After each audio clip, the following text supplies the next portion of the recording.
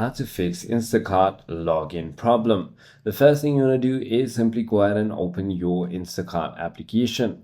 Make sure that you have stable internet connection. You can also try switching between your Wi-Fi and your cellular data. Always verify your phone number or email. If that doesn't work, you want to simply go ahead and clear your app cache on your Android by going into settings, app, Instacart, storage, and clear cache.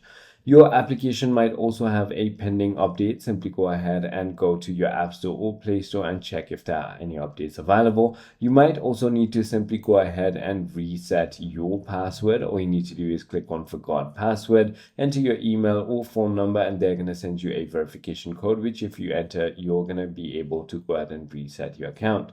If none of it works, you want to simply go ahead and contact Instacart Support at help.instacart.com.